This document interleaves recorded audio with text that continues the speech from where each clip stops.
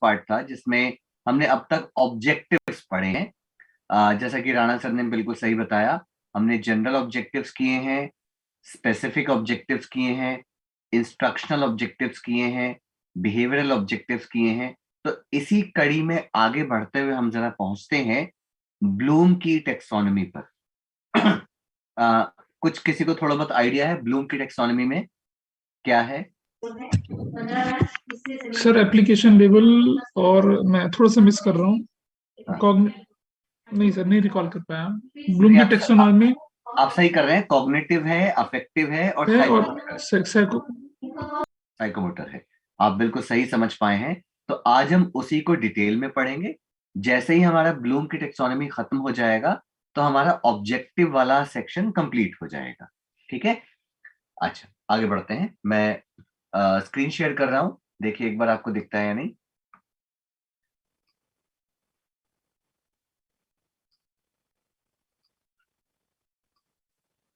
हाँ जी, screen share हो पा रही है मेरी? Yes sir. ओके,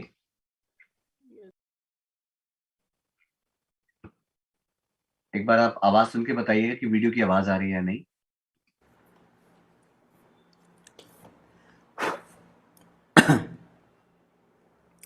तो अब तक हम लोग पढ़ चुके हैं कि जो वीडियो की आवाज आ रही है? Yes sir. Okay great. Pedagogy है, यानी शिक्षण शास्त्र है, वो आर्ट है, वो साइंस है। किसका? टीचिंग लर्निंग प्रोसेस का। कला है, विज्ञान है। किसका? शिक्षण अधिगम प्रक्रिया का। अब तक हमने ये पढ़ा। इसके अलावा हमने ये पढ़ा कि इसके 4 स्टेप्स होते हैं जिसे हम कहते हैं स्टेप्स ऑफ पेडागॉगिकल एनालिसिस, यानी शिक्षण विश्लेषण के चरण। हाँ जी, किसको स्क्रीन नहीं दिखाई दे रही? सर अब दिखाई दी है सर, पहले नहीं दिखाई दी। अच्छा ओके। तो इसके कई स्टेप्स हैं, 4 स्टेप्स हैं। सबसे पहला है कंटेंट एनालिसिस। इसमें हम ये देखते हैं कि हमें क्या पढ़ाना है। सेकंड पॉइंट है फॉर्म्यूलेशन ऑफ ऑब्जेक्टिव्स, यानी क्यों पढ़ाना है। हिंदी में हम कहेंगे पहला पॉइंट है विषय वस्तु का विश्लेषण, और सेकंड पॉइंट है उद्देश्यों का निर्धारण। कल हम लोग इस सेकंड पॉइंट पर थे, है ना? सर कल क्लास हुई है क्या? हाँ मैम ये वीडियो पहले की शूट की हुई है, इसलिए इसमें इस तरह के शब्द मिल जाएंगे आपको। Sorry sir, sorry. कोई नहीं कोई नहीं। एक्चुअली फोन से कर रही हूँ आज, तो फिर मुझे मुश्किल हो। अच्छा अच्छा, कोई बात नहीं। हमने इसमें बहुत सारे टॉपिक्स कर लिए थे और मैंने बताया था कि हम लोग पढ़ेंगे अब ब्लूम्स टेक्सोनॉमी, बट उससे पहले थोड़ा सा हम गांधी जी के विषय में पढ़ते हैं। गांधी जी ने कुछ काम किया, स्पेशली 22 और 23 अक्टूबर को 1937 में वर्धा नाम की एक जगह पर उन्होंने एक कॉन्फ्रेंस किया। वर्धा, इसे वर्धा का एजुकेशनल कॉन्फ्रेंस भी कहते हैं, यानी शिक्षा सम्मेलन, और इस कॉन्फ्रेंस में उन्होंने ऑल राउंड डेवलपमेंट की बात की, यानी सर्वांगीण विकास की बात की।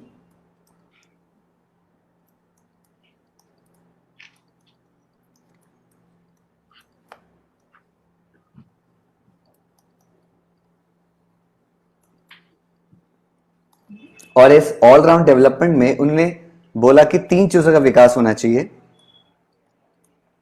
बॉडी, शरीर, माइंड, मन, और स्पिरिट यानी आत्मा। ठीक है, आत्मा, चरित्र, कुछ भी कह सकते हैं। मन यानी बुद्धि, मस्तिष्क, बॉडी यानी कि शरीर, फिजिकल एक्टिविटी, इन सब का होना चाहिए। उन्होंने इसी कॉन्सेप्ट को थोड़ा सा और अलग एक स्टाइल में एक्सप्लेन किया। इसे गांधी जी के 3H कहते हैं।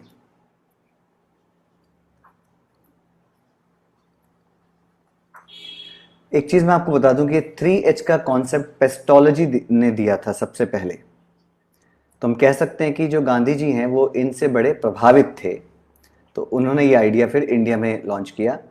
पेस्टोलॉजी का आपने नाम सुना होगा। पेस्टोलॉजी उन कुछ गिने चुने थिंकर्स में से थे, फिलोसोफर्स में से थे, जिनसे मारिया मॉन्टेसरी भी बड़ी प्रभावित थी। आप कभी टाइम निकाल के पेस्टोलॉजी के बारे में पढ़िएगा। तो इन्होंने 3H का कंसेप्ट दिया। पहला जो H है वो है हैंड। हैंड यानी हाथ। तो हाथ से मतलब है कि बच्चा प्रैक्टिस से सीखे। प्रैक्टिस का मतलब हस्त परक क्रियाएं।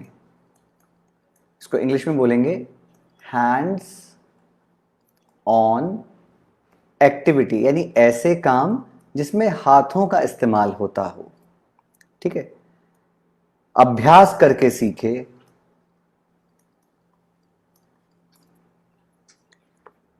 लर्निंग बाय डूइंग हो। हिंदी में क्या कहेंगे लर्निंग बाय डूइंग को? करके सीखना।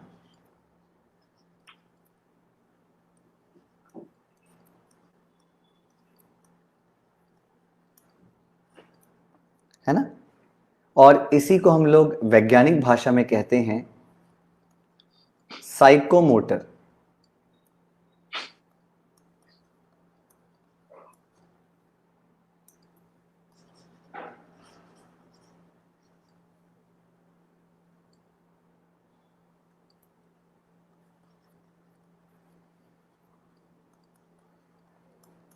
साइकोमोटर यानी मनोदैहिक,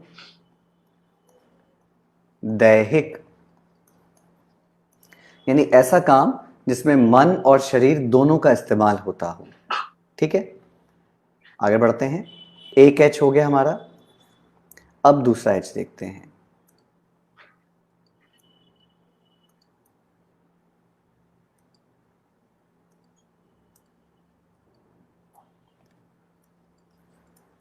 दूसरा जो H है उसके बारे में उन्होंने बोला कि ये है हार्ट, यानी दिल, मन। हिंदी में मन भी कहते हैं। ठीक है, हार्ट। तो हार्ट में क्या आएगा?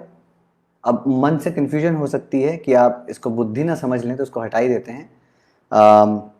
इसको अफेक्टिव भी कहते हैं, यानी भावात्मक।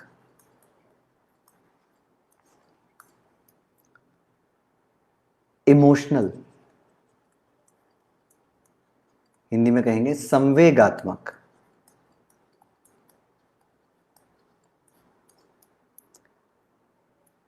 वैल्यूइंग, किसी चीज को मूल्य देना। सोल, आत्मा। कैरेक्टर, चरित्र। ये इसी हार्ट के ही सिनोनियम्स हैं, ठीक है। 2 H हो गए। अगला देखते हैं, तीसरा है हेड, यानी सिर, और सिर के अंदर होता है दिमाग। तो इसका मतलब है ये कॉग्निटिव की बात कर रहे हैं, यानी संज्ञानात्मक विकास की बात कर रहे हैं, समझ की बात कर रहे हैं, यानी अंडरस्टैंडिंग की बात हो रही है।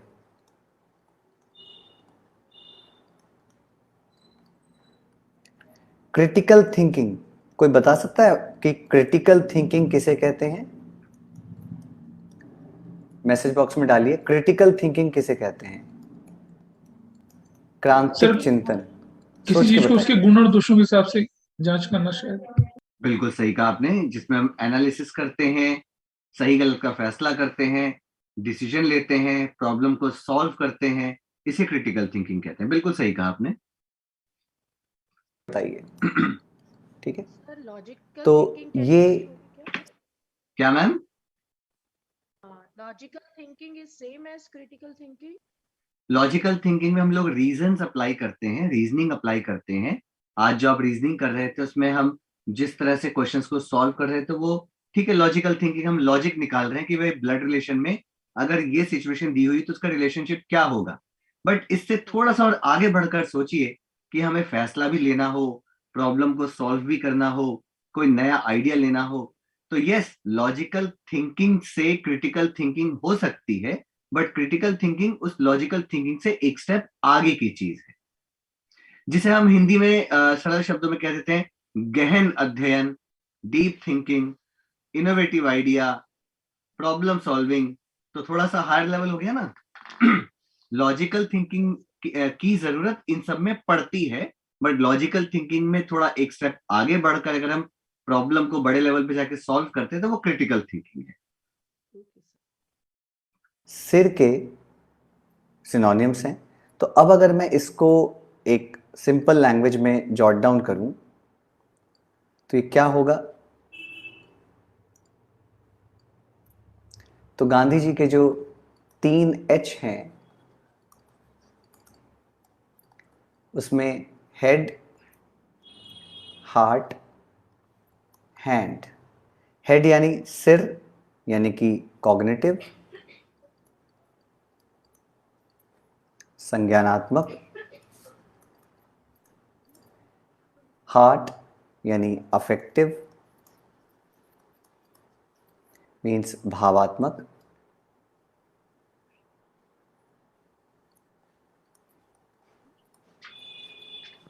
हैंड यानी साइकोमोटर, यानी मनो मैम आपकी आवाज दैहिक। बहुत कम आ रही है। हाँ जी सर, मैं ये पूछ रही, इसकी रिकॉर्डिंग हो रही है, मैं और ज्यादा अब ले नहीं पा रही हूँ क्लासेस। कोई बात नहीं मैम, आप फेसबुक लाइव पे जाइए, वहां पर आपको लाइव क्लास दिख रही होगी, वहीं पर सेव हो जाएगी। फेसबुक लाइव पे मैंने डाल रखा है। फेसबुक पे जो प्रिंसिपल का ग्रुप है ना, उसमें आप चेक कीजिए, लाइव जा रहा है ये।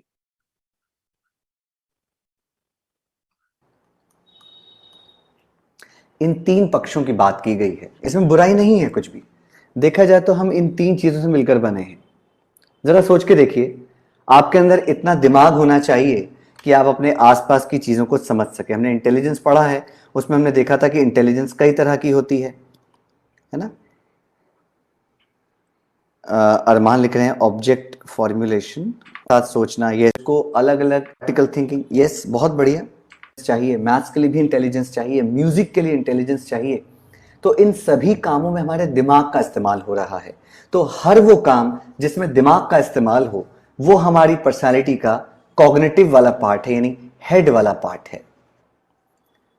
वहीं अगर हम इमोशनली बैलेंस नहीं हैं, अगर हम अपने आप को ठीक से इमोशनली फिट नहीं कर सकते, एक बहुत अच्छी किताब है डैनियल गोलमैन की,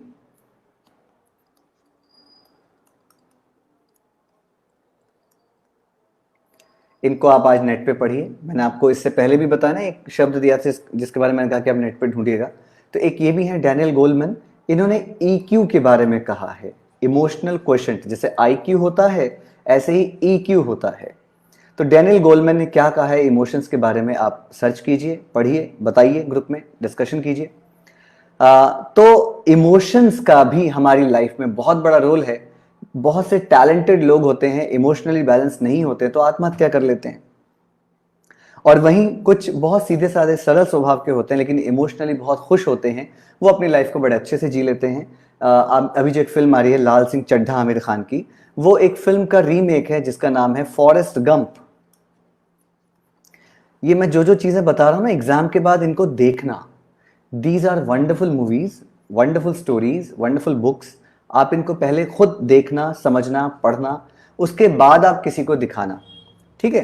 तो फॉरेस्ट गंप आप मूवी को देखेंगे, इसमें एक थोड़ा सा मेंटली रिटार्डेड बच्चा है, उसको फिजिकल प्रॉब्लम्स भी हैं, लेकिन उसकी मदर ने हमेशा उसको यही सिखाया कि लाइफ का मतलब है जीना, जीना ही अपने आप में एक उत्सव है। तो जब वो अपनी लाइफ को जीता है तो वो अपनी लाइफ में आने वाले अलग अलग चैलेंजेस को किस तरह से फेस करता है, कैसे उनको सक्सेसफुली जीतता है। बहुत कमाल की मूवी है और इसी का रीमेक बन रही है लाल सिंह चड्ढा, जो कि लाल सिंह चड्ढा आमिर खान की फिल्म है, इसका बिल्कुल एग्जैक्ट कॉपी बन रही है। तो सोचिए जो ओरिजिनल मूवी है, ओ माय गॉड, उसका जो हीरो है Tom Hanks, I am a big fan. और कई बार तो टॉम हैंक्स ना आमिर खान के ही जैसा दिखता है। मैं कई बार लोगों को कह चुका हूँ कि आमिर खान जो है ना टॉम हैंक्स की शक्ल से बहुत मिलता जुलता है। तो आप कभी देखेंगे, बहुत अच्छी फिल्म है। तो ये आप अपनी कॉपी में नोट करके रखिए, जब आपका एग्जाम क्लियर हो जाए तो आप इन सब मूवीज को देखकर एंजॉय कीजिएगा। सो मूवीज जो हैं वो आपको इमोशनली बड़ा अच्छा फील कराती हैं। मैंने एक मूवी का लिंक भेजा था, मैडम गीता रानी, उसको देखिए, बहुत अच्छी फिल्म है। जब भी आप पढ़ाई से बोर हो जाए, कुछ परेशानी हो, आप एक बार वो फिल्म देखिए, यू विल रियलाइज कि टीचिंग या टीचर का जो जॉब है वो कितना नोबल जॉब है। इसके अलावा एक है साइकोमोटर, यानी आपका दिमाग भी ठीक हो गया, आपका इमोशन भी ठीक हो गया, बट आपके शरीर में हरकत भी होनी जरूरी है, फिजिकली आपको एक्टिव होना जरूरी है, आपको कोई एक हुनर आना चाहिए, है ना। अभी इसी ग्रुप में आयशा भी क्लास ले रही है। I am so grateful to her कि उसने मुझे एक ये नई चीज सिखाई, पेन टैब यूज करना। पहले मुझसे इसमें सीधी लाइनें नहीं आती थी, अक्षर नहीं बनते थे, बट देखिए मैं इसको प्रैक्टिस करते करते मुझ में ये हुनर आ गया कि मैं इसको ठीक से यूज कर पा रहा हूँ। अभी और इसमें ग्रोथ होगी मेरी, बट फिलहाल काफी हद तक मुझे आयशा ने इसमें गाइड किया और मुझे बड़ा अच्छा लगा। उसने मुझे मोटिवेट किया कि एक बहुत अच्छी चीज है, वो फाइन आर्ट्स में वो यूज करती है इस चीज को ड्राइंग करने के लिए। और तो मैंने कहा जब वो ड्राइंग के लिए यूज कर सकते हैं तो मैं लिखने के लिए भी यूज कर सकता हूँ, और देखिए कितना काम आ रहा है। आज मैं इतना थक के चूर हुआ बैठा हूँ, मेरी आंखें झपझपा रही हैं, सुबह के 2:30 बजे से जगा हुआ हूँ, बट स्टिल इस पेन टैब की मदद से मैं बहुत पर्सनैलिटी बनती है 3H मिलाकर। अब गांधी जी तो थे फिलोसोफर, है ना। तो गांधी जी की फिलॉसफी में इसको कैसे फिट किया जाए, यानी हम कैसे इसको साइकोलॉजी में एक साइंटिफिक तरीके से यूज करें, देखते हैं। तो इसके लिए हमारे पास एक बड़े मशहूर आदमी हैं, वो हैं बेंजामिन ब्लूम।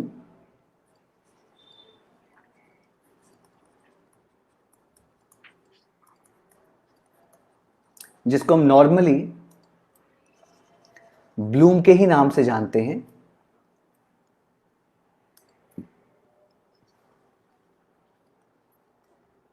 इन्होंने इन 3 चीजों को कैटेगराइज किया, और इंग्लिश में किसी चीज को कैटेगरी में बांटना या सही सही डिवीजन करने को टेक्सोनॉमी कहते हैं।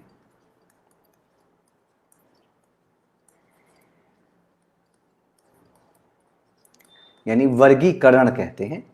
तो आज हम ब्लूम की टेक्सोनॉमी पढ़ेंगे। ब्लूम की टेक्सोनॉमी में भी सेम 3 बातें हैं।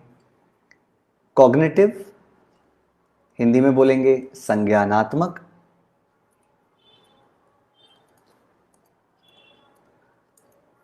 दूसरा अफेक्टिव यानी भावात्मक, और तीसरा साइकोमोटर यानी मनोदैहिक। अब आपको लगेगा कि भाई ब्लूम में और गांधी जी में तो कोई फर्क है नहीं, है। अब ब्लूम ने इन तीनों को और छोटे छोटे पार्ट्स में डिवाइड किया, तो अब हम वो एक एक करके देखते हैं। हलवा वाला आ चुका है हमारे यहां, जिसको खाना है आज। संज्ञा संज्ञानात्मक पक्ष, ठीक है, संज्ञानात्मक पक्ष। तो इसका हम एक निमोनिक्स बना लेते हैं, KUAASE, यानी नॉलेज, ज्ञान, अंडरस्टैंडिंग यानी समझ,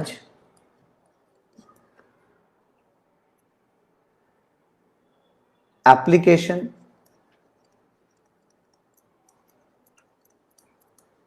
यानी अनुप्रयोग या सिंपली प्रयोग भी हो सकता है, एनालिसिस यानी विश्लेषण, सिंथेसिस यानी संश्लेषण, एंड फाइनली इवैल्यूएशन यानी मूल्यांकन। आइए अब जरा इन शब्दों को एक एक करके देखते हैं। मैंने लास्ट क्लास में आपको टीचिंग के 3 लेवल बताए थे, याद है? MLT, ULT, RLT। आप मुझे बताइए ये तीनों इन वर्ड्स में कहां कहां हैं? जल्दी से आप कमेंट बॉक्स में बताइए, इसमें से MLT, ULT और RLT कहां है? हमने पिछली ही क्लास में पढ़ा था, जल्दी से बताइए। बहुत बढ़िया। और जब वो बच्चा अप्लाई करेगा तो MLT, अंडरस्टैंडिंग के लिए आएगा ULT, और जब वो बच्चा अप्लाई करेगा तो उसमें आएगा RLT। ब्रिलियंट, बहुत बढ़िया, बहुत बढ़िया, शाबाश। आप सभी को कॉन्सेप्ट क्लियर हो गया है, बहुत अच्छी बात है।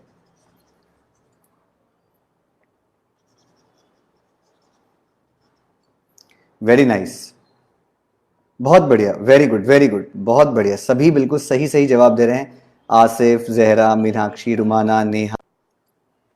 जैसे पहला है नॉलेज। सर ये एक्सक्यूज मी मैम आपकी आवाज बड़ी कम आ रही है। सर, ये एनालिसिस और सिंथेसिस में आपने एनालिसिस में MLT क्यों किया? एनालाइज करना, तो उसमें क्या मिनिमम लेवल चाहिए होगा? नहीं, अभी मैंने एनालिसिस में कुछ नहीं किया, वो सिर्फ मैंने साइड में लिखा था। ओके ओके, मुझे हाँ। लगा आपने फाइनली। नहीं नहीं नहीं, अभी अभी आपको क्लियर हो जाएगा, देखिए।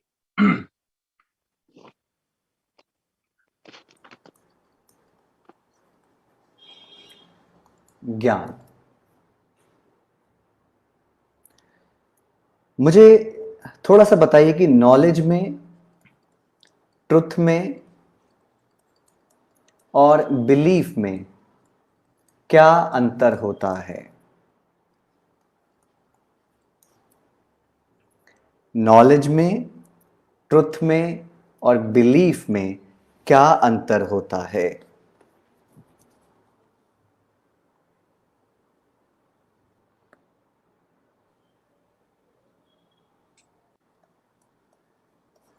क्या नॉलेज ट्रुथ है?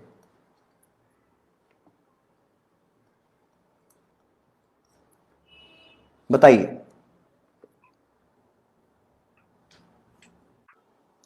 हो सकता है नॉलेज जो मेरे पास ज्ञान है, ट्रुथ में जो मानता हूं लाइफ में,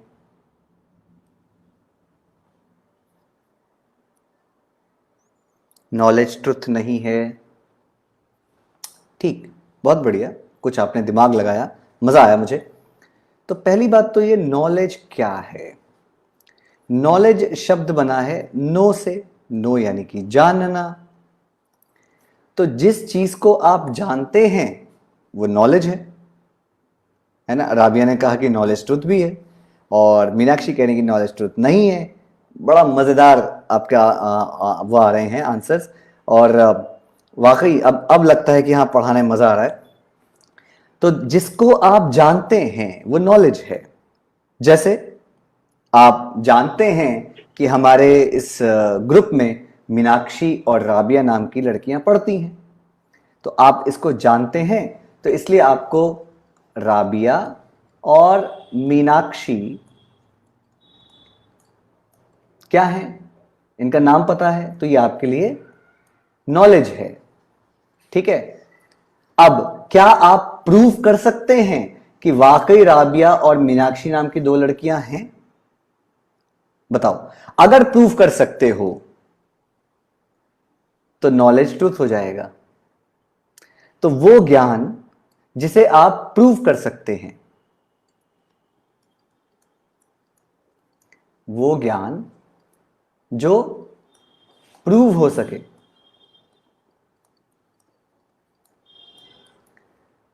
वो ट्रुथ है। ठीक है ना? ठीक है मीनाक्षी, ठीक है राबिया, अगर नॉलेज को मैं प्रूव कर सकूं तो वो ट्रुथ है? और अगर मैं प्रूफ नहीं कर सका तो मेरी नॉलेज गलत है ना? नॉलेज कई बार ट्रुथ नहीं होता, हरिकेश कह रहे हैं। यस बिल्कुल। और ये कैसे पता चलेगा कि नॉलेज हमारी जो है वो गलत है? वो तो टेस्टिंग से पता चलेगा, प्रूव करने से पता चलेगा। अगर प्रूव हो गया तो हमारी नॉलेज सही है, अगर प्रूव नहीं हो सका तो वो गलत है ना? अब एक और बात राबिया और मीनाक्षी इंटेलिजेंट हैं।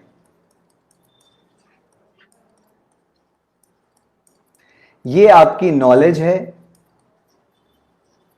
या ये आपका बिलीफ है? बताइए, ये आपका ज्ञान है या ये आपकी आस्था है?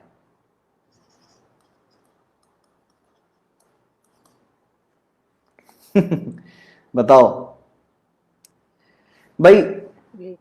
ये भी ज्ञान है, क्योंकि ये दोनों इंटेलिजेंट हैं या नहीं ये भी टेस्ट से पता चल जाएगा। नेहा कह रही बिलीफ है। अच्छा चलो, इसको हम टेस्ट कर सकते हैं भाई, इसीलिए ये नॉलेज है, इसलिए ये ट्रुथ में जा सकता है। ठीक है, बुशरा भी कह रही है बिलीफ है। अच्छा आज राबिया और मीनाक्षी को कितना बुरा लग रहा होगा कि इन्होंने विश्वास में मान रखा है कि हम लोग इंटेलिजेंट हैं। ठीक है, हाँ नॉलेज है सर, हम इन्हें जानते हैं और इनका टेस्ट लेकर हम देख सकते हैं, है ना?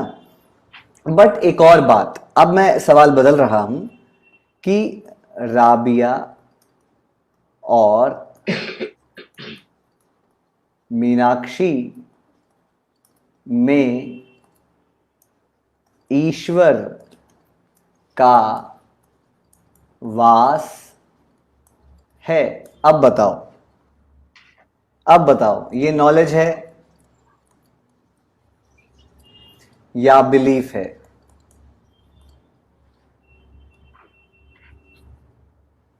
बताओ, ये बिलीफ कैसे हो गया, है ना? तो इसका मतलब ये वो सच है जिसे टेस्ट नहीं करते।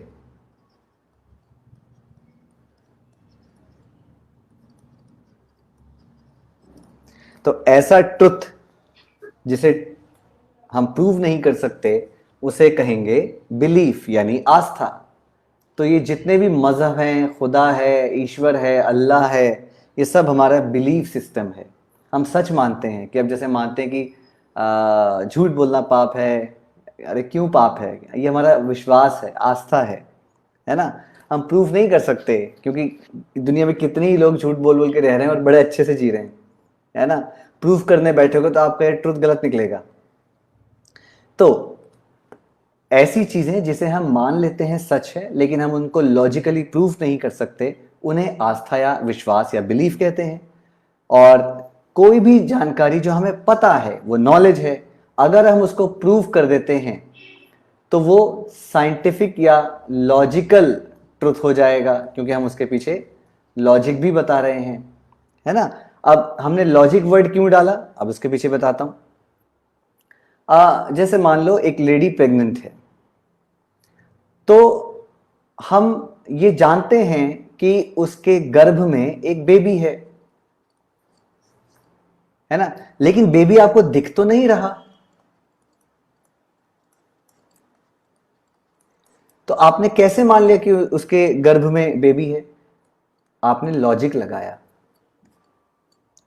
तो जरूरी नहीं है कि हम बिल्कुल एग्जैक्ट उसको प्रूव करके दिखाएं, हम लॉजिकली भी प्रूव कर सकते हैं, ठीक है।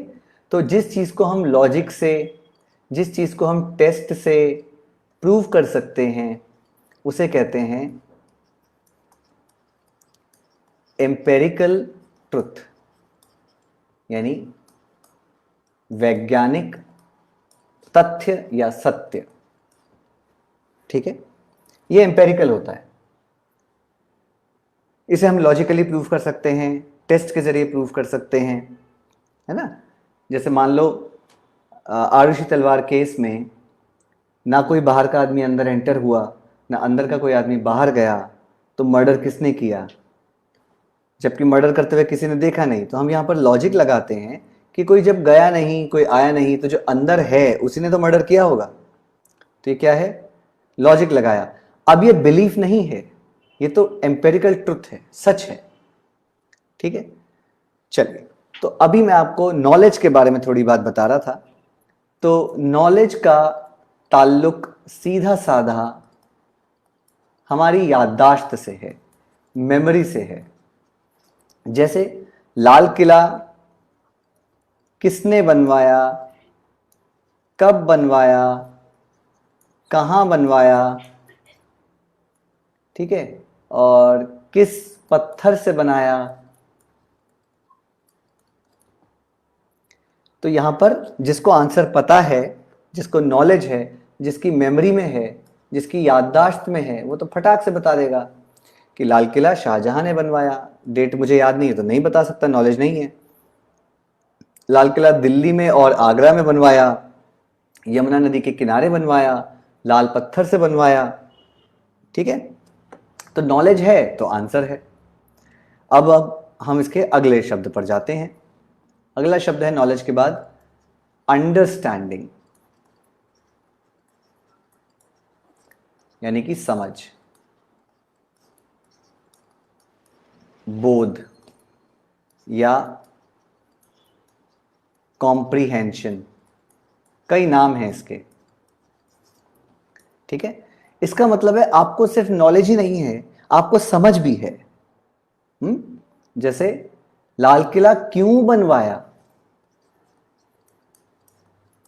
लाल किला यमुना नदी के किनारे ही क्यों बनवाया, ठीक है। लाल किले में जो फव्वारे चलते हैं वो कैसे चलते हैं? जबकि उस जमाने में तो बिजली नहीं थी, तो फाउंटेन्स को कैसे चलाते होंगे?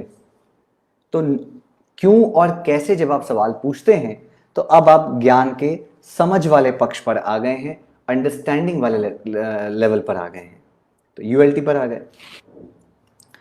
तो अब आपको अगर समझ में आ गया कि भाई लाल किला कब बनवाया और क्यों बनवाया, तो ये आपको नॉलेज भी हो गई, अंडरस्टैंडिंग भी हो गई। तो अब इसका ठीक अगला पड़ाव आएगा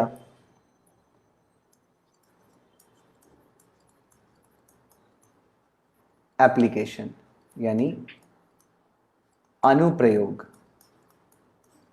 ठीक है। जैसे मैं एक क्वेश्चन देता हूं, 1, 4, 9, 16, 25, बताइए यहां क्या आएगा, जल्दी बताओ।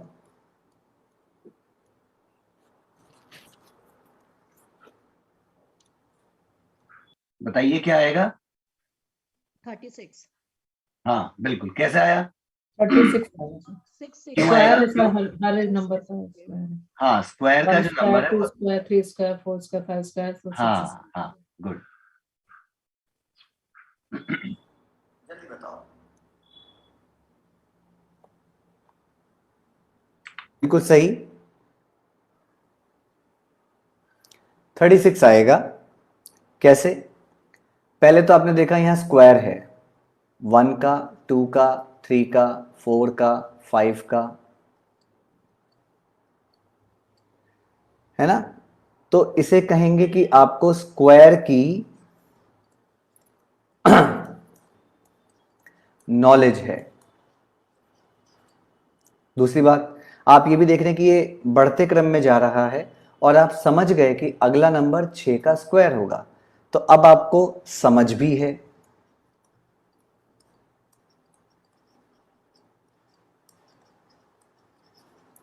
और अब आप इन दोनों को यहां अप्लाई करेंगे और इसकी जगह आंसर लिख देंगे 36। तो आपने क्या किया, आप अपने ज्ञान और समझ को यहां पर कर रहे हैं अप्लाई।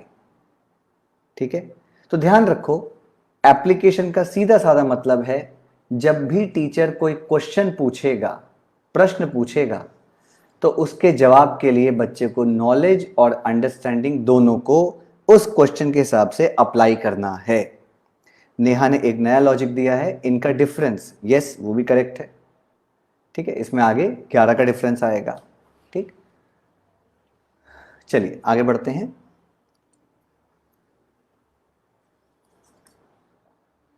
नॉलेज हो गया, अंडरस्टैंडिंग हो गया, एप्लीकेशन हो गया। अब हम थोड़ी बड़ी क्लास में जाएंगे और देखेंगे कि बच्चों को और कितना हम डिटेल में बता सकते हैं। तो देखते हैं। हाँ, आशा का भी सही है, नेहा का भी सही है, आप डिफरेंस लेकर भी कर सकते हैं, 3, 5, 7, 11 ऐसे चलेगा। वो लॉजिक भी सही है, दोनों लॉजिक सही है आपके। तो बताइए, लाल किले में कितने दरवाजे हैं? लाल किले के चारों तरफ खाई क्यों है? लाल किले के अंदर का जो बाजार है, मीना बाजार, उसकी क्या इंपॉर्टेंस है? वहां पर 2 दीवाने आम और दीवाने खास, उनका अलग अलग काम क्या है? उसके अंदर एक मस्जिद है, उस मस्जिद का क्या नाम है, उसे किसने बनवाया था? ठीक है, देखो अभी जैसे ही थोड़ा सा लॉकडाउन का ढील होगी, जब ये चीज़ें खुल जाएंगी, तो आप लोग एक बार पुराने किले और लाल किले में लाइट एंड साउंड शो होता है, इसको ज़रूर देखना। शाम के वक्त होता है, हिंदी में भी होता है, इंग्लिश में भी होता है। मज़ा आ जाएगा देख के आपको दिल्ली की हिस्ट्री वहाँ उस दीवार पर प्रोजेक्टर के थ्रू आपको दिखाते हैं और बहुत अच्छा साउंड इफेक्ट होता है। आपको पूरी दिल्ली सल्तनत वहाँ किले के अंदर चलती हुई महसूस होगी आपको। बहुत अच्छा शो होता है। तो मैंने एक और चीज़ बताई कि इसके अंदर लाइट एंड साउंड शो होता है। इसके अलावा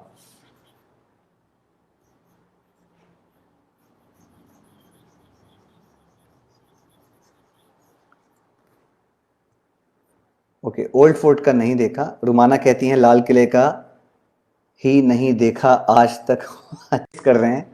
तो अब आप थोड़ा सा एग्जाम के बाद इन चीज़ों के साथ अपनी लाइफ को एंजॉय करना। तो कितने दरवाजे हैं और वो कहाँ कहाँ खुलते हैं? 4 दरवाजे हैं, Ajmeri gate, Kashmiri gate, Lahori gate, Delhi gate. इन चारों का नाम ये क्यों रखा गया? खाई क्यों बनाई गई? मीना बाजार का कंसेप्ट क्या है? दीवाने आम दीवाने ख़ास क्या है? लाल किले के ठीक सामने पुरानी दिल्ली जो है वो क्यों बसाई गई? मस्जिद किसके लिए बनी? उसके अंदर एक सन डायल भी है, सूरज की घड़ी, वो क्या काम करती है? मयूर आसन क्या है? शीश महल क्या है? हाँ, तो मुग़ल आज़म फिल्म में उस शीश महल को बनाने के लिए उन्होंने बेल्जियम से ही शीशे मंगवाए थे। के आसिफ ने पैसों की परवाह नहीं की थी। उसने सच में अपने जो उसकी इमेजिनेशन थी मुग़ल आज़म के लिए, उसने पैसे का मुंह नहीं देखा था। ठीक है, एक उसमें बड़े गुलाम अली साहब का एक उसमें एक क्लासिकल कंपोजिशन था और उन्होंने जब गुलाम अली को अप्रोच किया कि आप इसके लिए गाना गा दीजिए, तो उन्होंने इतने ज़्यादा पैसे मांगे कि भाई वो सुनकर मना कर दे। उसको लगा कि इसको ज़्यादा पैसे बोल दूंगा ये मना कर देगा, फिल्मों में मैं क्यों गाऊंगा, क्लासिकल सिंगर फिल्मों में क्यों गाएगा। बट उसने हाँ कह दी कि हाँ ठीक है आप गाइए। तो गुलाम अली का वो उसमें एक छोटा सा पार्ट है उसमें गाने में, नौशाद का म्यूजिक है। तो उस शीश महल को बनाने के लिए वो बेल्जियम से कांच लेकर आया था। एक एक चीज़ उसकी बहुत ज़बरदस्त थी मुगल आजम की। आप फिल्म भी देख सकते हैं, देखिए एक और फिल्म आ गई। तो मैंने ये सब चीज़ें वहाँ से भी देखकर बहुत सीखी है। हिस्ट्री में तो वर्ड ही आता ना स्टोरी, देखो हिज स्टोरी, ये रहा ना स्टोरी। तो हिस्ट्री का मतलब ही है कहानी। तो जितनी आप कहानी देखेंगे उतनी आपकी हिस्ट्री इंप्रूव हो जाएगी। बहरहाल अब हम एक लाल किले के बारे में कितनी डिटेल में चले गए, नहीं छोटी छोटी छोटी छोटी कितनी सारी बातें मिला के हम उसके बिल्कुल डिटेल में चले गए। इसको क्या बोलते हैं, एनालिसिस, यानी विश्लेषण। और मैंने आपको बताया था विश्लेषण का मतलब होता है किसी चीज को छोटे छोटे पार्ट्स में तोड़ना। ठीक है, अब पांचवा पॉइंट देखते हैं, ग्रेजुएशन का एग्जाम। क्वेश्चन आ गया कि लाल किले पर 1500 शब्दों का निबंध लिखो।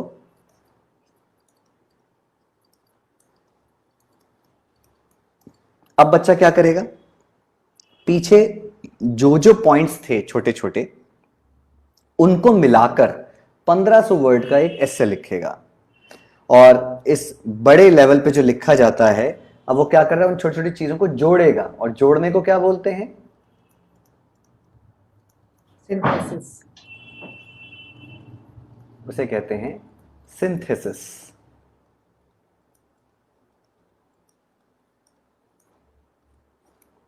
संश्लेषण कहते हैं। ठीक है, पांचवा पॉइंट हो गया। और ग्रेजुएशन लेवल पर जाते हैं थोड़ा एक स्टेप और आगे, कि दिल्ली के लाल किले और आगरे के लाल किले को कंपेयर करो, यानी तुलना करो, इसकी आलोचना करो, क्रिटिसिज्म बताओ क्या अच्छा है क्या बुरा है। हाँ, तो जब आप कंपेयर करेंगे या क्रिटिसाइज करेंगे तो आपको पीछे की सारी इंफॉर्मेशंस होनी चाहिए। तो ये छठा पॉइंट होगा, इवैल्यूएशन यानी मूल्यांकन। अब आप देखिए, इसको आप अपनी डेली लाइफ में कनेक्ट कीजिए। आपको मम्मी ने 4 लड़कों की फोटोग्राफ्स दिखाई, बोला कि इनमें से बेटा एक को सिलेक्ट कर लो, आपकी इनमें से एक की शादी होगी। तो पहला स्टेप आप लेंगे नॉलेज, क्या नाम है, क्या करते हैं, कहाँ रहते हैं, कितने पढ़े लिखे हैं। फिर अंडरस्टैंडिंग, आप उनसे मुलाकात करेंगे, मिलकर देखेंगे कि ये किस नेचर के ये शख्स हैं। फिर आप एनालिसिस करेंगे, छोटे छोटे पार्ट्स में देंगे, सैलरी कितनी है, फैमिली में कितने लोग हैं, ऑफिस कहाँ पर है, फ्रेंड्स कैसे हैं, एनालिसिस हो गया। फिर आप करेंगे सिंथेसिस, यानी इन सारी इंफॉर्मेशन को मिलाएंगे। और फिर फाइनली आप एप्लीकेशन हो गया। एप्लीकेशन मतलब आप उसको किसी एक सिचुएशन में रखकर देखेंगे। फिर दूसरा एक और आएगा एनालिसिस, उसमें ये सारे पार्ट्स होने थे। फिर सिंथेसिस, और फाइनली आप इवैल्यूएट करेंगे। सबकी समरी बनाने के बाद आप इनमें से किसी एक को सिलेक्ट करते हैं इस शर्त के साथ कि इसमें ये कमी है, इसमें ये कमी है, इसमें ये दिक्कत है, इसको और इसको कंपेयर करूं तो ये अच्छा है। तो फाइनली आपने क्या किया, इवैल्यूएशन किया। ठीक है, आगे बढ़ते हैं। तो अब तक हमारा नॉलेज वाला पार्ट तो हो गया।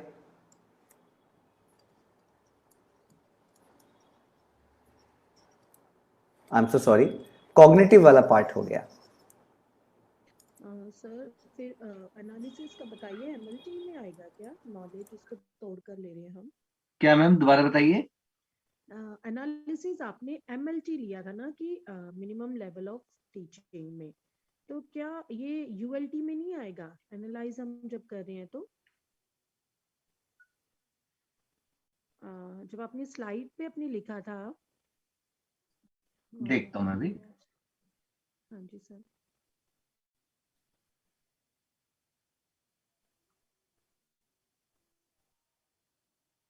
हाँ जी, बताइए। हाँ जी सर, इसमें आपने एमएलटी लिखा हुआ है एनालिसिस में, तो मेरे कहाँ? हिसाब से एनालिसिस के सामने। अरे मैम, वो बस मैंने ऐसी साइड में लिखा था। नहीं तो सर हमारा एक डाउट क्लियर करिए ना, उस समय भी हमने पूछा था, तो ये किसके अंडर आएगा सर? एमएलटी आएगा नॉलेज में। एनालिसिस? एमएलटी की फुल फॉर्म क्या है? नहीं नहीं, वो तो मिनिमम लेवल ऑफ टीचिंग है। नहीं, तभी तो गड़बड़ हो रही है। Sir memory level of teaching है। Yes, okay okay okay okay. MLT का मतलब हो गया मेमोरी लेवल ऑफ टीचिंग, तो वो नॉलेज में जाएगा। Okay okay okay. और यूएलटी का है understanding level of understanding teaching, level of teaching, तो वो यू में आ गया अंडरस्टैंडिंग में। रिफ्लेक्शन लेवल ऑफ टीचिंग है आरएलटी। और वो हाँ, रिफ्लेक्शन लेवल ऑफ टीचिंग, ये तो था, मैं अच्छा एम को लेके चल रही थी। ठीक तो वो एप्लीकेशन में आएगा। है, यस सर। ठीक है, चल, ठीक है सर, क्लियर। कोई नहीं। अच्छा, कंफ्यूजन होनी चाहिए, तभी तो कंसेप्ट क्लियर होगा ना। थैंक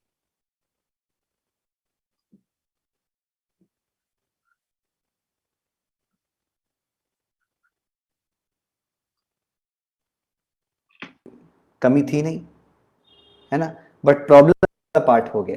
फ्री बनाने के बाद आप इनमें तो फाइनली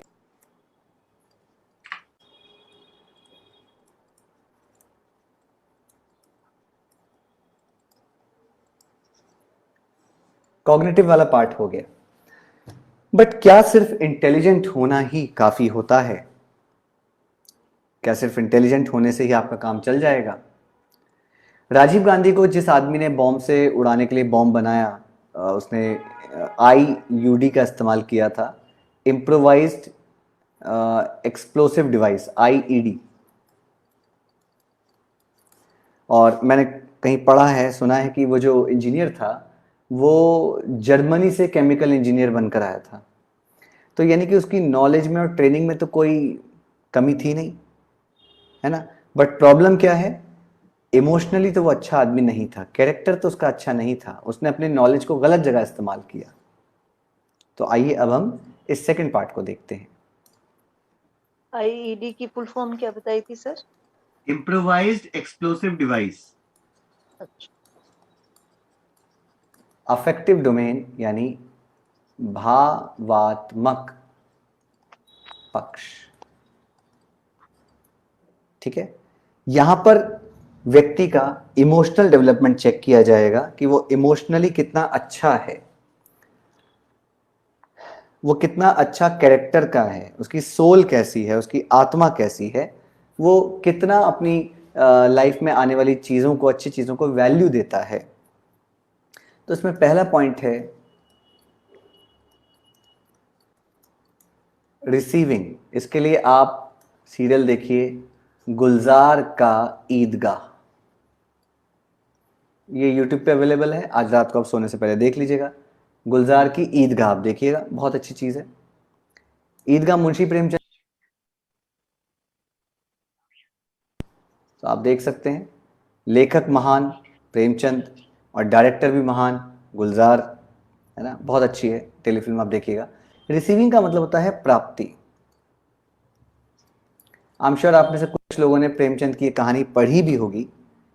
तो इस कहानी को पढ़कर हम देखें कि एक छोटा सा बच्चा अपनी दादी से बहुत मोहब्बत करता है, बहुत प्यार करता है, और वो उस प्यार में अपनी ख्वाहिशों को ना देखकर दादी के लिए पैसे बचाकर चिमटा खरीद कर लाता है और दादी की मदद करता है और उसकी जली हुई उंगलियों से धीरे धीरे पट्टियां उतारता है। तो आप इस टेलीफिल्म को देखकर रिसीव करेंगे कि बुजुर्ग या हमारे माता पिता, हमारे बड़े बूढ़े कितने भी गलत हों, कितने भी गलत हों, कितने भी गुस्सा करें, आपको गुस्सा नहीं करना चाहिए, आपको पलटकर विद्रोह नहीं करना चाहिए, है ना। तो इस कहानी को पढ़कर हमें ये पता चलता है कि हमारे बड़े बुजुर्ग जो हैं, हमारे माता पिता जो हैं, वो कितनी कुर्बानियाँ देते हैं और हमारा देखभाल करते हैं। तो ये कहलाता है, ये आपको जो एक वैल्यू मिली, प्राप्त हुई, इसे कहेंगे रिसीविंग, ठीक है। दूसरा, आपने इस कहानी को देखा और आपको ये वैल्यू या ये मूल्य प्राप्त हुआ। दूसरा है रिस्पॉन्डिंग। अभी देखिए आप लोग ग्रुप में भी डाल रहे हैं चिमटा, पढ़ी है, ये आपका क्या है? ये आप रिस्पॉन्स कर रहे हैं।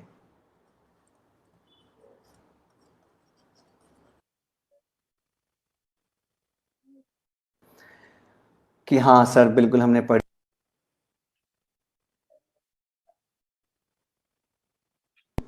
देखती हैं औरतें, तो जब राम अयोध्या छोड़कर जाते हैं वनवास के लिए, तो पीछे पीछे उनकी 3 माएँ रोती हैं, और जो सामने बैठी औरतें होती हैं वो भी रो पड़ती हैं।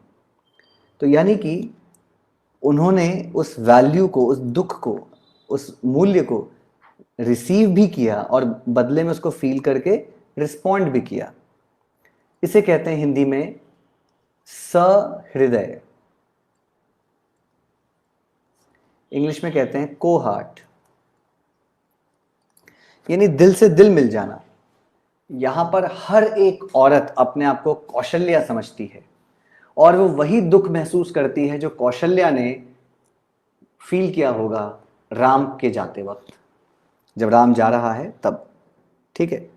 रसिक प्रिया नाम की एक किताब है जिसे लिखा है, मैं नाम भूल रहा हूँ, सॉरी, रामचंद्रिका नाम की किताब है। हाँ, केशव ने लिखा है उसे। उसमें एक अंश है कि जब वनवास में राम चल रहे हैं तो बहुत तेज धूप है, नीचे जो ज़मीन है वो भी बहुत गर्म है, रेतीली ज़मीन है, गर्म ज़मीन है, उस पर नंगे पांव दोनों भाई और सीता चल रही हैं। तो सबसे आगे राम है। ठीक है।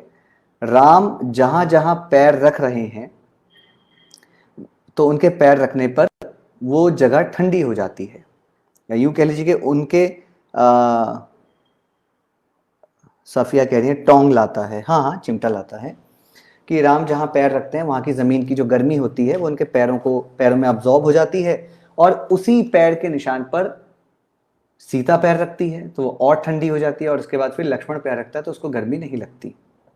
सूरज की रोशनी जब उस पर राम जी पर पड़ती है तो राम से टकराकर सूरज की रोशनी पीछे छाया बन जाती है, और उस छाया में ये दोनों चलकर आते हैं।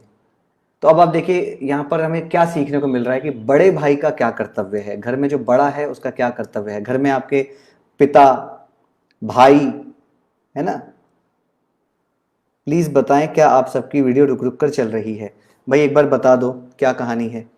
कि जो घर का बड़ा होता है वो सारी दुख मुसीबतों को झेलता है, और उसके पीछे जो उसकी फैमिली मेंबर्स होते हैं उन्हें वो सुख देता है। तो अब आपने क्या किया, आपने एक वैल्यू को रिसीव किया और आप रिस्पॉन्ड कर रहे हैं कि हाँ सही बात है। क्या अरमान वीडियो रुक रुक कर चल रही है? डालो, बस मैं ब्लूम खत्म करके आज छुट्टी कर दूंगा, फिर कल सुबह भी। अगला वर्ड देखते हैं। अब ठीक बता रहे हैं अरमान, ओके।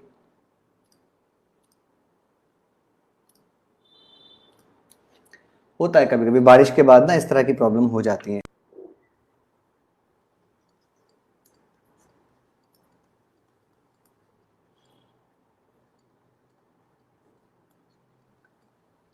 मूल्य देना यानी कि आप उस चीज को कितनी इंपॉर्टेंस देते हैं। अगर आप घर के बड़े हैं और आपने इस कहानी को सुनकर या ईदगाह की कहानी को पढ़कर इंपॉर्टेंस दी, कहते नहीं यार सच में बड़े का बड़ा कर्तव्य होता है, हमें घर के बड़े बुजुर्गों की भी सेवा करनी चाहिए, उनका ध्यान रखना चाहिए। तो अगर आप इस बात को वैल्यू देते हैं तो इसे कहेंगे वैल्यूइंग। चौथा होगा कि आप इस वैल्यू को ऑर्गेनाइजिंग करेंगे, संगठित करना।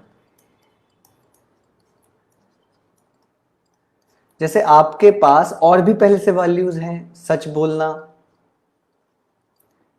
ईमानदारी, रिस्पेक्ट करना, अपने आप को सेव करना, ये भी आपके पास पहले से वैल्यूज थे। अब आप इसमें एक नया वैल्यू जोड़ रहे हैं, बड़ों की रिस्पेक्ट करना। बट इस रिस्पेक्ट करने को कितना रिस्पेक्ट करोगे इसकी भी एक क्वांटिटी, एक लिमिट है। आप बड़े बुजुर्ग हैं लेकिन अगर घर में कोई चोर घुस आता है जिसकी उम्र आपसे ज्यादा है तो आप रिस्पेक्ट थोड़ी ना करोगे, आप तो पुलिस को फोन करोगे, उसको बांध लोगे, पकड़ लोगे, है ना। तो आप इस नई सीखी हुई वैल्यू को बाकी के वैल्यूज के साथ उचित मात्रा, उचित समय के हिसाब से उसको ऑर्गेनाइज करेंगे, ताकि आप इसको अलग अलग सिचुएशन में अलग अलग ढंग से यूज कर सकें। पांचवा है कैरेक्टराइजिंग,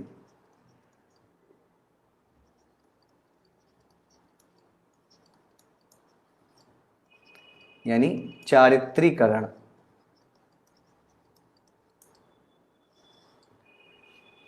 मतलब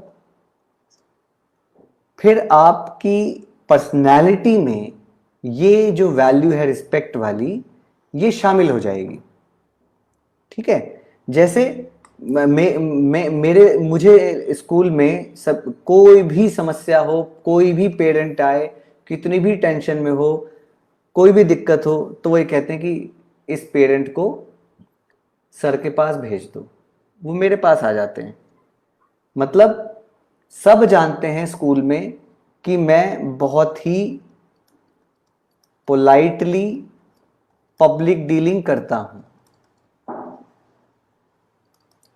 ठीक है, ये एकदम मैं अपनी तारीफ नहीं कर रहा, जग जाहिर है, मैं एकदम पोलाइटली पब्लिक डीलिंग करता हूं। कोई भी पेरेंट आता है, बड़े आराम से बात करता हूं, समझता हूं, वो चाहे कितने भी बदतमीजी से बात करे, मैं बदतमीजी से बात नहीं करता, बड़ी पोलाइटली उनको समझाने की कोशिश करता हूं।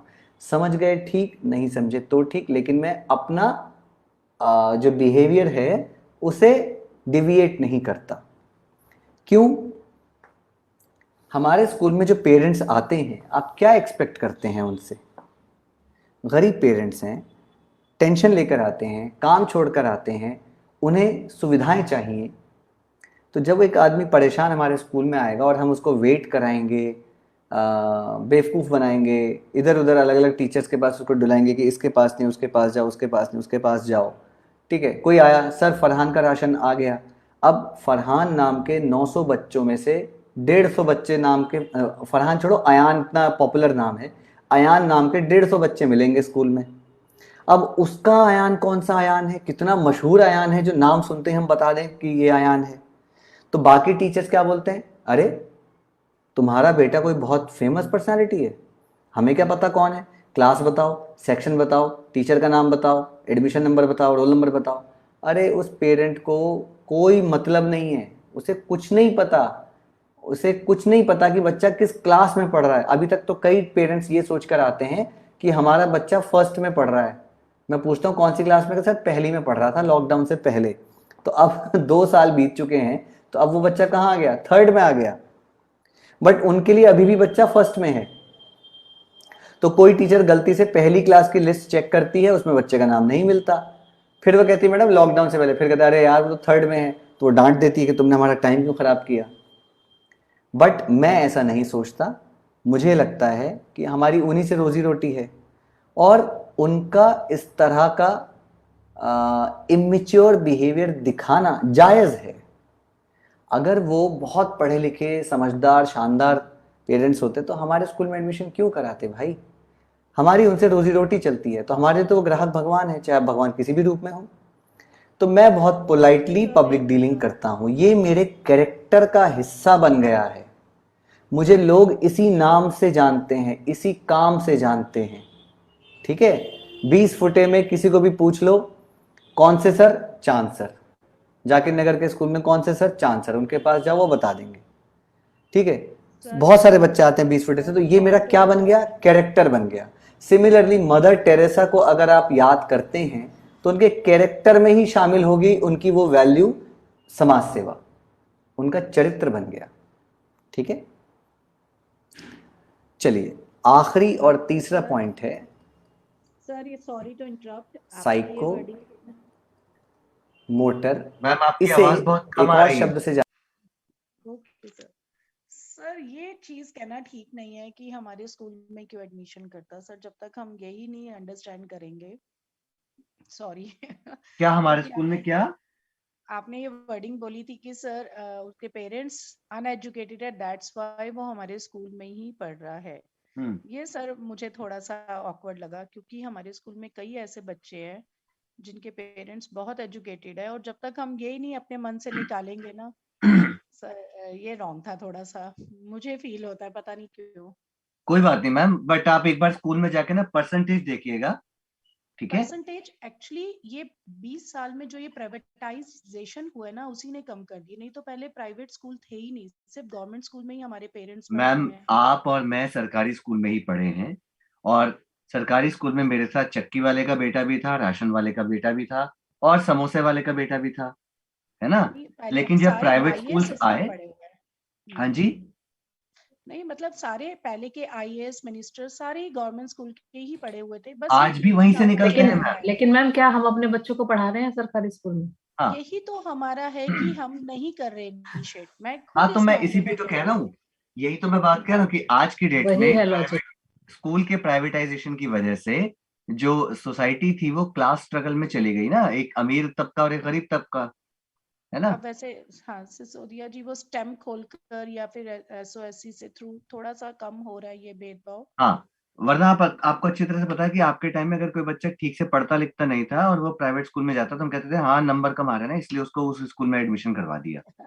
नहीं मैं खुद पढ़ी हुई हूँ प्राइवेट से, पर मुझे ये लगता है कि गवर्नमेंट स्कूल का इम्पैक्ट जो हम पढ़ा रहे हैं, हमारे टीचर्स बहुत कैलिबर है, बट ये नाम हुए पड़े हैं कि यहाँ पे सिर्फ उसी स्टैंडर्ड के बच्चे आ सकते हैं। मैं स्टैंडर्ड नहीं खराब कर रहा, मैं कह रहा हूँ कि गवर्नमेंट स्कूल में majority of population poor family से बिलोंग करते हैं। सर ये वर्डिंग अलग थी, आपने कहा तभी तो वो इस स्कूल नहीं में नहीं आ फैक्ट रहा है भाई ये। मैम अनएजुकेटेड भी होते हैं। नहीं आप सर एक मैं बार मानती हूँ आप एक अनएजुकेटेड बार है।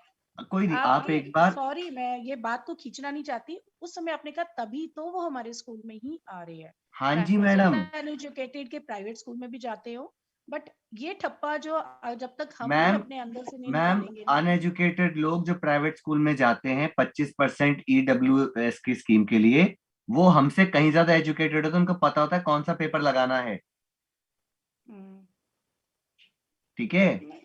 सरकारी स्कूलों में ज्यादातर बच्चे के पेरेंट्स, अब तो खैर हालात सुधरे हैं, वरना ज्यादातर बच्चों के जो बच्चे थे वो फर्स्ट जनरेशन लर्नर थे, हम्म, ठीक है? और आज भी मम्मी या पापा में से कोई एक फैमिली मेंबर अनएजुकेटेड ही है, बहुत ज्यादा पढ़ा लिखा नहीं है। आप एडमिशन के टाइम पर एक बार जाकर देखिए फॉर्म भरते समय क्या दिक्कत आती है। हाँ मे बी मैंने ये कभी संभाला नहीं है, बट सर नींद आ रही है टॉपिक चलो छोड़िए सर, ये वेक टॉपिक है। अच्छा हाँ चलिए, सॉरी सर। चलिए बस 10 मिनट की क्लास रह गई है, ठीक है? जाना जाता है कोनेटिव, यानी मनोदैहिक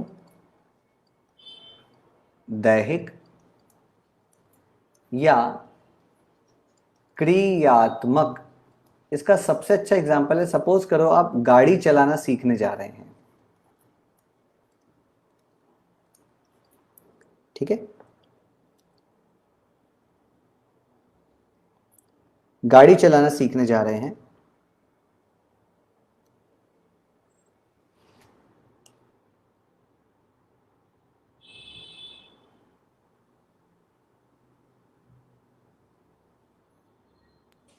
ये सर मेरे लिए स्टॉप हो गई है या सभी के लिए? सबके लिए हुई है। ठीक है? वो आएगा लो अब ठीक है। और गाड़ी चलाने में जो पहला स्टेप आएगा वो आएगा परसेप्शन।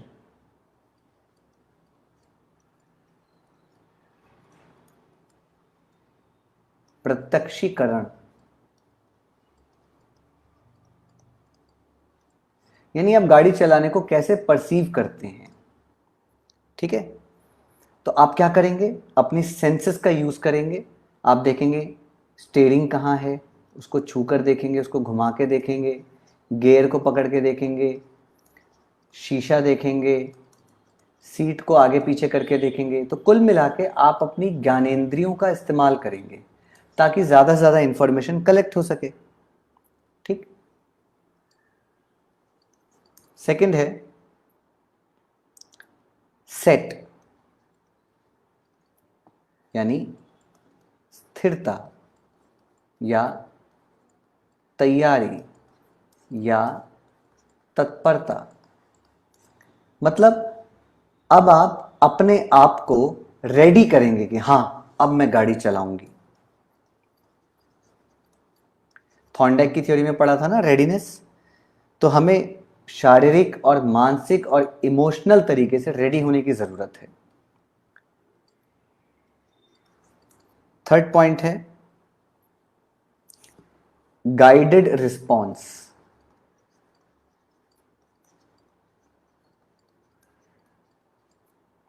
यानी निर्देशित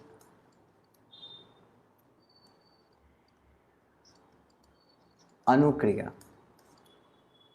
मतलब आपका जो इंस्ट्रक्टर होगा, जो आपको गाड़ी चलाना सिखा रहा है, वो आपको गाइड करेगा। वो जैसे जैसे गाइड करेगा आप वैसे वैसे रिस्पॉन्स करेंगे। तो जब हम किसी के बताने पर रिस्पॉन्स करते हैं उसे कहते हैं गाइडेड रिस्पॉन्स। चौथा है मैकेनिज्म।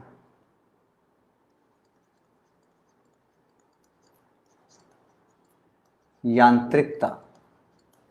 ये भी हमने थॉर्नडाइक की थ्योरी में पढ़ा था। क्या होती है मैकेनिज्म?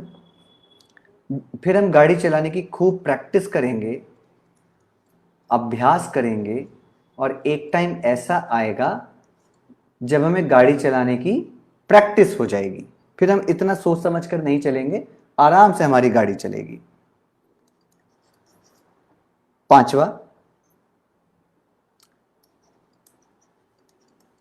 कॉम्प्लेक्स ओवर्ट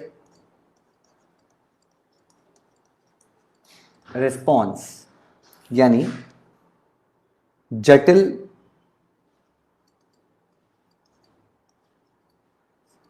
सूक्ष्म अनुक्रिया। यानी अब आप गाड़ी चलाते हुए जो बड़े मुश्किल मुश्किल काम है, कॉम्प्लेक्स काम है, महीन काम है, सूक्ष्म महीन काम है, वो भी करना आप शुरू कर देंगे। यानी अब आप में आ गई, स्किल आ गई है। एंड फाइनली आपके अंदर अडेप्टेशन आ जाएगी। आप गाड़ी चलाने के इतने अभ्यस्त हो जाएंगे कि आपके अंदर अनुकूलन आ जाएगी। आप बातें करते करते, मोबाइल चलाते चलाते भी गाड़ी चला लेंगे।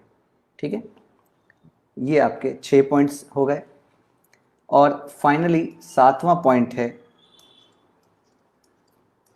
ओरिजिनेशन, यानी मौलिकता।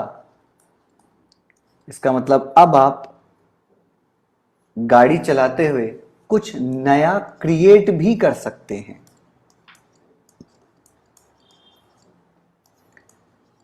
कुछ ऐसा करके दिखाएंगे जो आपके टीचर ने भी नहीं सिखाया।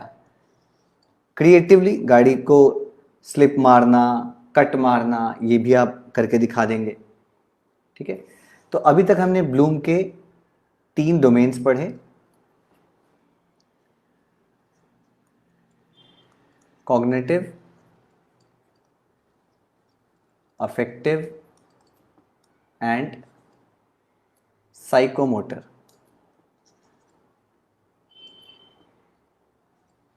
जिसे हम कहते हैं कोग्निटिव। अब जरा इस कॉग्निटिव में थोड़े से चेंजेस आए हैं, वो मैं आपको बता दूं। जो कॉग्निटिव के हमने पॉइंट्स पढ़े थे वो क्या क्या थे?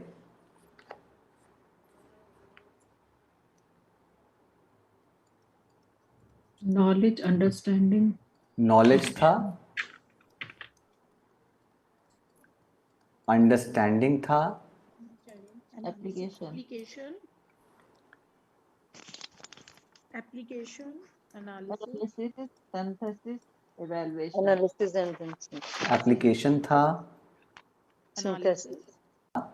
Analysis evaluation.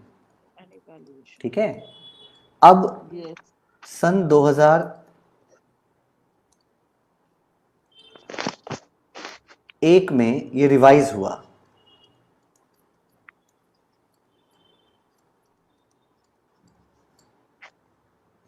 हाँ, कुआ से, बिल्कुल सही बात। अब इसमें रिवीजन की गई और अब हमारा जो सिस्टम बना है वो बनेगा R U A E C। ठीक है, अब एक बार जरा इसकी फुल फॉर्म देख लेते हैं। फिर से लिख देता हूं, R यानी रिमेंबर,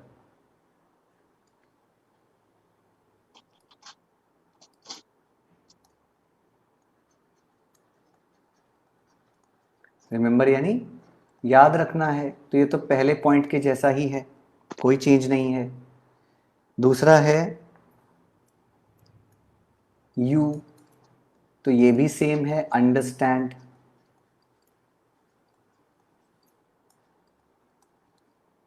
समझ। तीसरा पॉइंट है अप्लाई,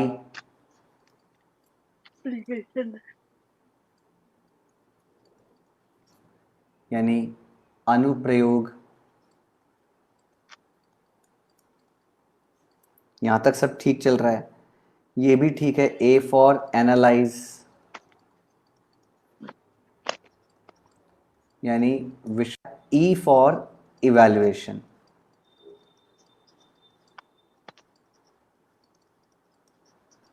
यानी मूल्यांकन। सिंथेसिस गायब हो गया तुमसे। हाँ जी, पिछले वाले में सबसे एंड में था, अब ये पहले कर दिया और आखिरी में एक नया शब्द जोड़ दिया, क्रिएट, क्रिएटिविटी, यानी सृजन। तो इसमें क्रिएटिविटी नाम से एक नया वर्ड जोड़ दिया गया। ठीक है, तो ये लास्ट के 2 पॉइंट्स ऐड हुए हैं, बाकी पीछे के सारे पॉइंट्स सेम हैं। सिंथेसिस क्यों ठीक हटा है। दिया गया था? सर जैसे अब ये अभी हमारा न्यू पैटर्न आया है हाँ एग्जाम का, सर वो इसी पे ही बेस्ड है। हाँ जी, हाँ जी, उसमें ऑब्जेक्टिव टाइप हो गया ना सारा, सिंथेसिस हटा दिया उसमें से। हाँ। असल में सिंथेसिस हटा नहीं है, सिंथेसिस को ही इवैल्यूएशन नाम से देखा जा सकता है।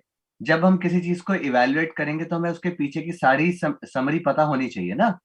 हाँ जी, उसी के अंदर उन्होंने मर्ज उसको हो गया, किया हाँ, है। इवैल्यूएशन में मर्ज हो गया वो। हाँ जी सर। हाँ जी। मुझे आप कमेंट या चूज कर लगे। तो बस मैम, ये आज की क्लास थी और कल हम लोग टीचिंग मेथड स्टार्ट करेंगे। ठीक है, जी सर। हाँ, चलिए आज एक बार आप इसको रिवाइज कर देना। इस हफ्ते अभी सर इस महीने हर रोज मेरी क्लास होगी, तो जल्दी से जल्दी सिलेबस खत्म हो जाएगा, फिर हम प्रैक्टिस पर आएंगे। ठीक है, ओके सर, ठीक ओके है सर। थैंक चलो यू। जी, ओके जी, okay, good thank night. You very much sir. Thank you sir. Good night. Thank you sir, good night. Good night, thank you sir, bye bye. Bye.